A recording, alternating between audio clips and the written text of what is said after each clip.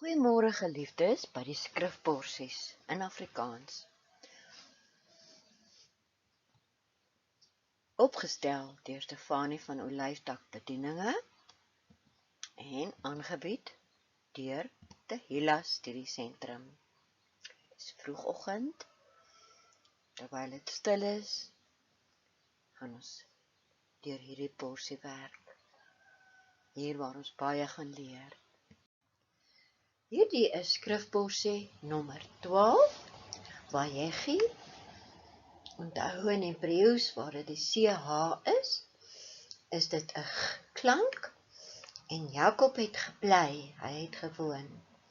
Ons lees uit Genesis 47 hierdie week, die profete uit 1 Konings 2 en uit die goeie nuus lees ons uit Hebreërs 11 en as ook 1 Petrus 1 vers 3 tot 9.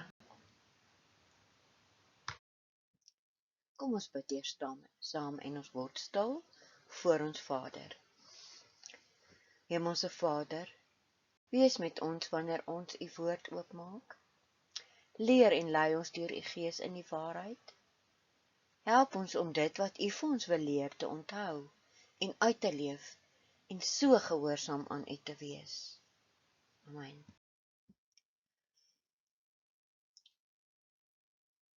Kom ons lees uit Genesis 47 vers 28. En Jakob het 17 jaar in Egipte land gelewe, sodat die dae van Jakob die jare van sy lewe 147 jaar was. En toe die dae van Israel nader kom en hy moes sterwe, het hy sy seun Josef laat roep en vir hom gesê: As ek nou guns in jou oë gevind het, sit dan tog jou hand onder my heup en bewys my liefde en trou, begrawe my tog nie in Egipte nie. Jy sal onthou dat Jakob op sy heup geslaan is deur die engel en dat hy krippel was. Kom ons gaan net vir 'n wyle terug na die vorige porsie. Vir Jakob, Israel, was dit swaar om na Egipte te trek en daar te gaan bly. Maar ons Abba is altyd getrou. En God Jahwe het tot Israel gespreek in naggesigte, dis nou voor hulle getrek het, en gesê: Jakob, Jakob. En Jakob het geantwoord: Hier is ek. Toe sê hy: Ek is God Jahwe, die God van jou vader. Moenie bevrees wees om na Egipte af te trek nie, want ek sal jou daar 'n groot nasie maak. Ek sal saam met jou aftrek na Egipte, en ek sal jou gewis ook weer laat optrek, en Josef sal jou oë toedruk. Op die kaart kan jy sien hoe Jakob van Hebron na Egipte getrek het. Hy en sy hele familie en sy hele besittings, alles wat hy gehad het, het hy soontoe geskuif tot in Goshen, dis die deel wat Farao aan hom toegeken het. Jakob se hele lewe was vrees. Deel van sy lewe. Eers was hy vir Esau bang omdat hy sy pa bedrieg het vir die eersgeboortereg. Hy was vir Laban bang omdat hy met sy vrouens en sy vee in die nag daar weggetrek het. Hy was vir die Kanaaniete bang. Hy was vir alleenheid bang. Of vir nog 'n seun, nog bang om nog 'n seun te verloor. Ai, tog. Abba praat so baie met ons oor om nie te vrees nie. Maar Abba praat ook met hom. En hy trek. Hulle arriveer in Egipte en Farao gee vir hulle die beste deel van die land, die kosbare Goshen-vallei. Hulle floreer en vermeerder en hulle diere teel aan. Farao gee egter nie die land vir hulle nie, en hy het baie voorwaardes oor hulle oeste wat hulle aan hom moet afstaan. Gaan lees dit gerus. In hierdie laaste porsie van Genesis lees ons ook van Jakob en Josef se laaste dae. Jakob is dankbaar dat hy nie net Josef weer kon sien nie, maar ook Josef se 2 seuns, Efraim en Manasse. Hy seun Efraim, wat die jongste is met die oudste se seun. Josef probeer hom reg help, maar hy doen dit.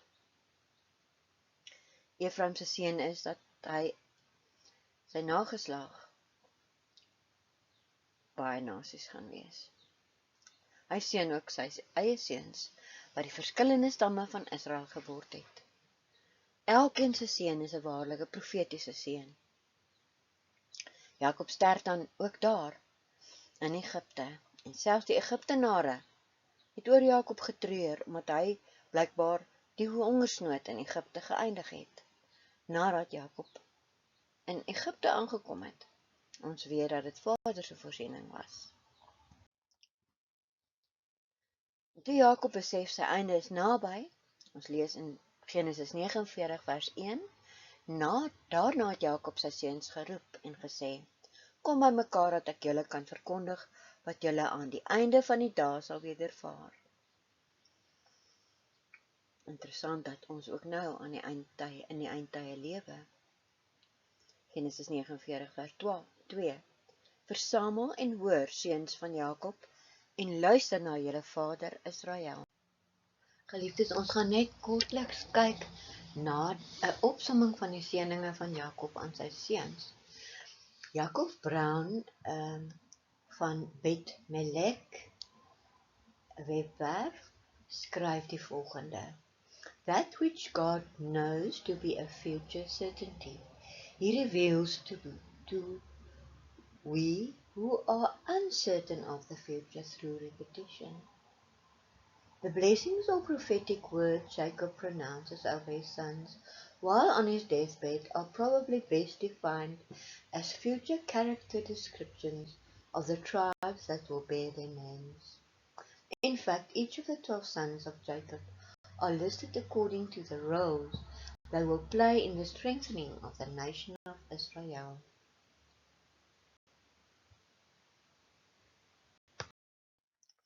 Ek het vir u 'n kort opsomming gemaak van die seëninge van Jakob aan sy seuns. Interessant hoe naby dit aan hulle name se betekenisse was. Reuben, wat die oudste is, kry nie die oudste se seën nie. As gevolg van 'n oortreding. Sy seun, sy naam se betekenis is ek het gesien. En ons weet hy het gesien hoe sy broers die jongste boetie van daai tyd, Josef, Jakob se geliefde seun, in die put gooi en verkoop as 'n slaaf. Jakob se seun aan hom is, jy sal nie uitmunt nie. Jy sal nie die vernaamste wees nie. Sjoe, geliefdes. Die tweede oudste seun, Simeon, sy naam beteken ongeliefd. God het gehoor.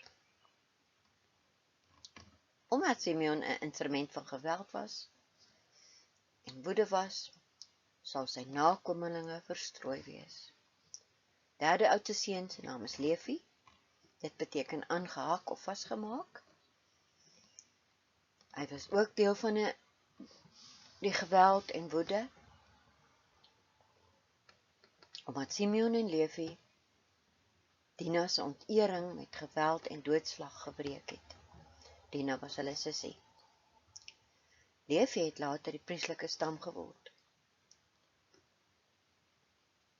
Jakob seën hom en sê, sy nakommelinge sal verstrooi wees, en ons weet dat Levi ook sy nakommelinge ook glad nie 'n gedeelte in die beloofde land gekry het nie. Die vierde oudste seun is Juda. Sy naam beteken prys Jahwe.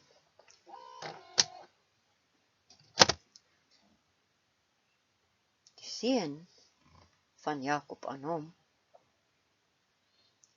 was, sy broers sal hom prys, en Messias sal uit hom en sy nageslag voortkom. Ons weet ook dat dit dan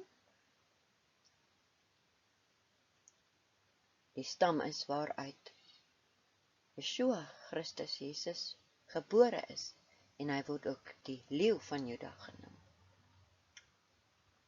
Die vyfde oudste seun, sy naam was Dan. Sy naam beteken Jahwe het geoordeel, en dan sal sy mense oordeel en reg verskaf. Hy sal soos 'n horingslang wees, was Jakob se seun. Die 6de oudste seun is Naftali, wat beteken gestoei. Sy seun van Jakob was, dat hy vry soos 'n wildsbok sal wees, en dat hy mooi woorde sal hoor. Die 7de oudste seun was Gad. Sy naam beteken goeie nuus of gemeensaamheid. Gad sal deur 'n bende aangeval word, maar hy sal hulle in die haksteen byt, was Jakob se seun. 8de oudste seun is Aser. Sy naam beteken gelukkig en vreugde. En hy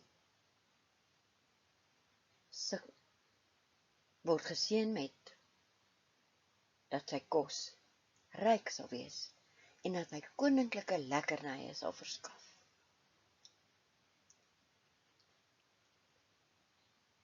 Gaan lees gerus al die diepere betekenisse van hierdie seuns se seëninge. Die 9de oudste seun was Sebulon. Sy naam beteken blyplek of woning, en Jakob seën hom dat hy by die see sal woon en hy sal op die see vaar.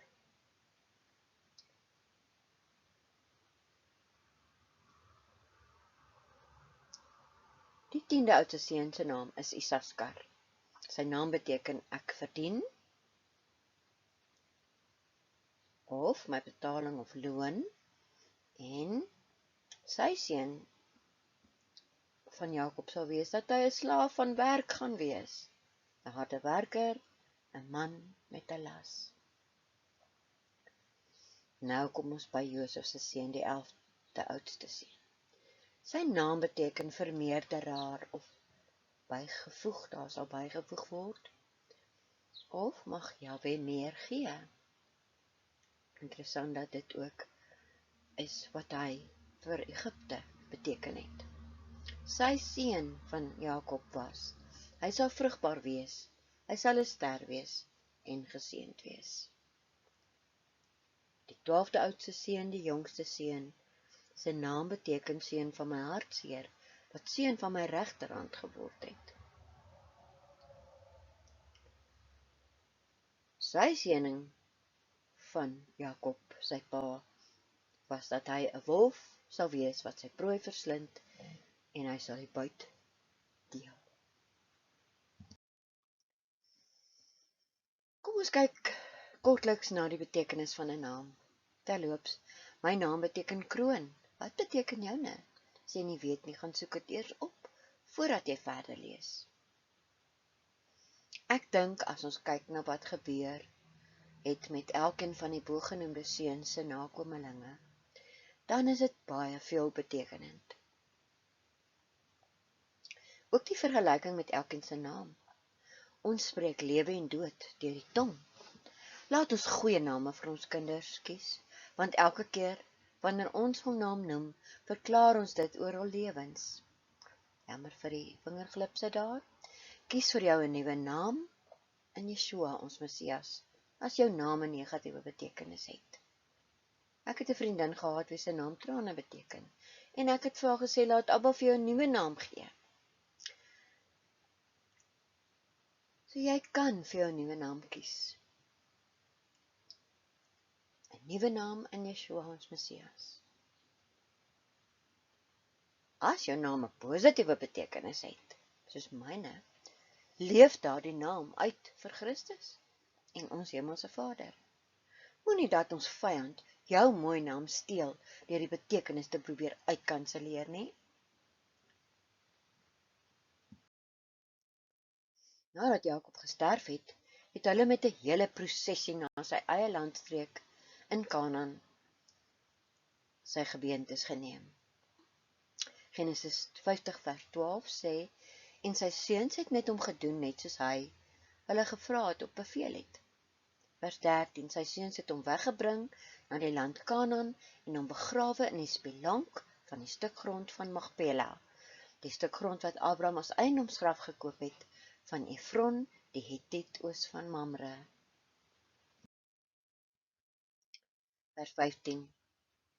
Toe die broers van Josef sien dat hulle vader dood was, het hulle gesê, sê nou Josef gaan ons as vyande behandel, en hy gaan ons werklik vergelde al die kwaad wat ons hom aangedoen het.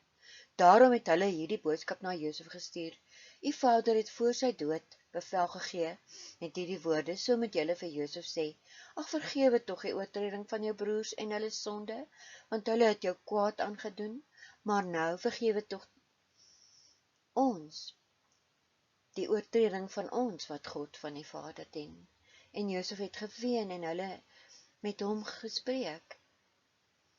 En sy broers het ook self gegaan en voor hom neergeval en gesê, kyk, ons is u slawe. Maar Josef het hulle geantwoord, moenie bevrees wees nie, want ek is in die plek van God. Ek kan nie julle vergewe nie, want julle het wel kwaad teen my bedink, maar God het dit ten goeie gedink om met my te doen soos dit vandag is, om 'n groot volk in die lewe te hou. Wees dan nou nie bevrees nie, ek sal julle en julle kinders onderhou. So het hy hulle dan getroos en na hulle hart gespreek. Genesis 50 vers 25 sê, en Josef het die seuns van Israel laat sweer en gesê, as God sekerlik op julle ag sal gee, bring dan ook my gebeentes hier vandaan op. En Josef het gesterwe, vers 26. Hy was 110 jaar oud, en hulle het hom gebalsem, en hy is in 'n kus gesit in Egipte. En ons weet ook, dat met die trek uit Egipte het hulle sy gebeentes saam geneem na Kanaan. Uit die profete en geskrifte gedeelte lees ons 1 Konings 2 vers 1 tot 12. Hier lees ons ook oor die laaste dae van koning Dawid. Hy gee opdragte aan sy seun Salomo. Ek gaan dit in Engels lees.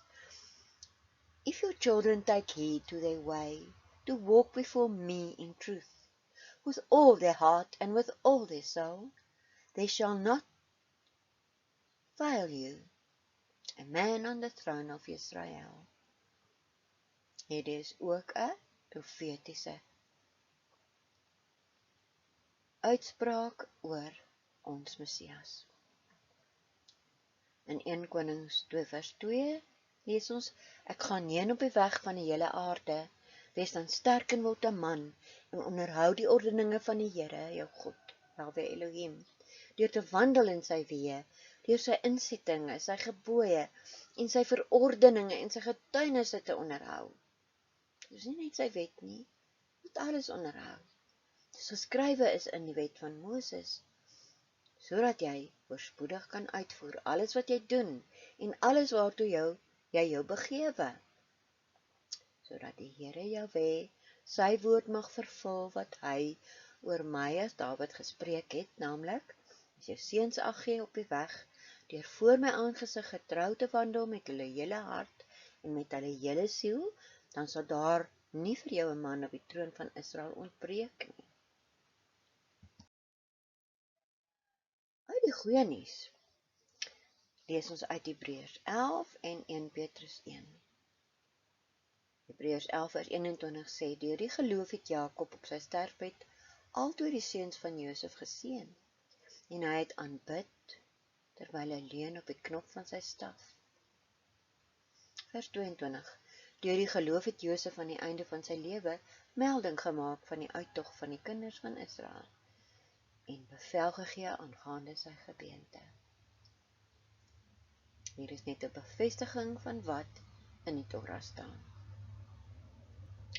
Petrus weer bemoedig ons om hier as tydelike inwoners op die aarde ons oë op ons Vader gefestig te hou. 1 Petrus 3, 1 vers 3 tot 9 sê, geseënd is God, Jahwe, en Vader van ons Here Jesus Christus, Yeshua as die Messias, wat na sy groote barmhartigheid ons die wedergeboorte geskenk het, tot 'n lewende hoop deur die opstanding van Jesus Christus, Yeshua, uit die dode. Dis ons hoop, sodat ons 'n onverganklike en onbeswette en onverwerklike erfenis kan verkry, wat in die hemele bewaar is vir ons, wat in die krag van God Jahwe bewaar word, deur die geloof tot die saligheid wat gereed is om geopenbaar te word in die laaste tyd.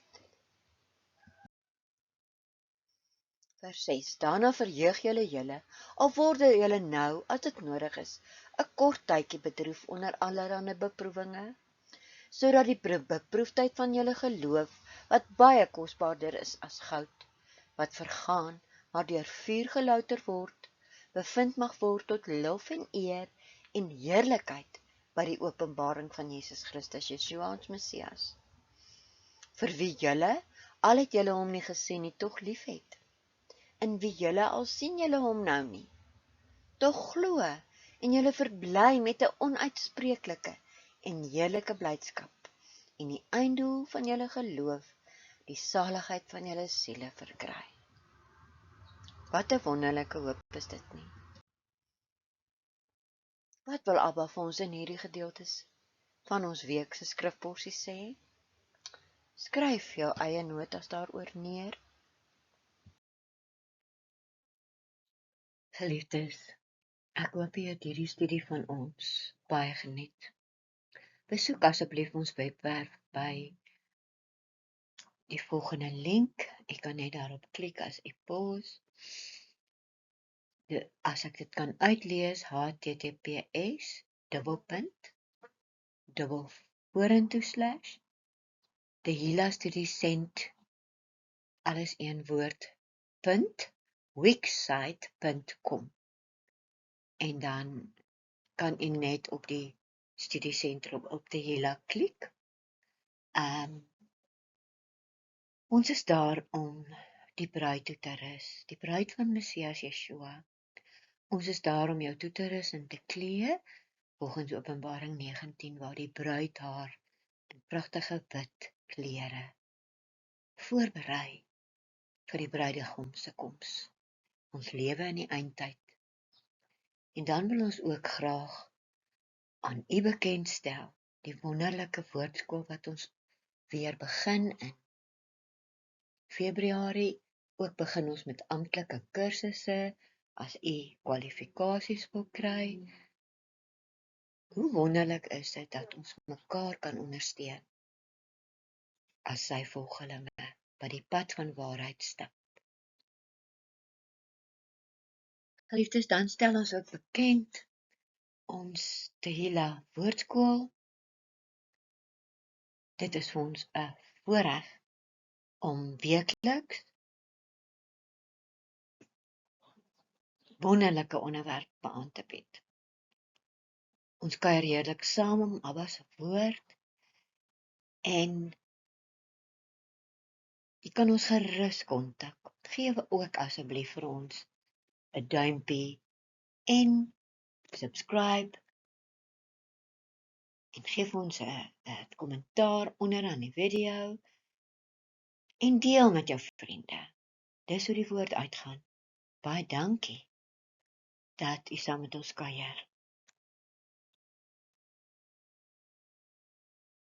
Geliefdes, en dan wil ons baie graag die weeklikse kursusse van of onderwerpe by Tehillah woordskool aan u bekendstel. Baie belangrike een wat hierdie hele jaar gaan loop. Elke week is Hope, Healing and Restoration seminar. Hoop, heling en herstel. Dit is ons baie belangrik dat die bruid van Messias innerlik genees is, sodat ons lampies vol kan wees, sodat ons sout en lig kan wees in hierdie tyd. Dan gaan Dr. Ivan, wat ook ons akademiese dekaan is, die Yeshua Wie is hy kursus aanbied op die woordskool. Dit is 10 weke aaneenlopend, eenmaal per week. Elke kursus sal eenmaal per week aangebied word. Hou ons dop dat ons vir u kan sê watter dag, watter kursus is. U is welkom om vir almal in te skryf. Dan End Time Studies, eskatologie of dan eindtydstudies. Daardie kan in Engels of Afrikaans aangebied word. Dis vir 8 weke gaan ons meeste van die boeke van die profesieë oor saamgesels en dan gaan ons ook volgende kwartaal die Openbaring induik en Openbaring probeer verstaan. Dit is ook die enigste boek waar daar beloftes is as mens dit bestudeer. En dan bied ons weeklikse Bybelse Hebreëus weer aan. Vir Hebreëus is daar 'n klein fondsie wat ons graag wil hê u moet betaal, maar dit sal vir ons wonderlik wees as u deel van die taal van ons koning en meester kan word en kan leer van die dieper betekenis van die oorspronklike teks van die woord, wat die apostels van die eerste messiaanse Christene gevolg het. Ons nooi u hartlik uit om ons te kontak by 073 410 4102. Shalom, tot volgende week. Kom ons bid saam. Vader, baie dankie dat u ons weer geleer het dat ons name betekenisse kan hê. Dankie dat u ons geleer het dat u ons wil seën. Dankie vir Yeshua ons Messias, wat vir ons gesterf het. Baie, baie dankie dat u vir ons daardie hoop gee, dat u eendag op die wolke gaan kom, en ons roep uit Maranatha, kom gou, Here Jesus, kom gou. Shalom, tot volgende week.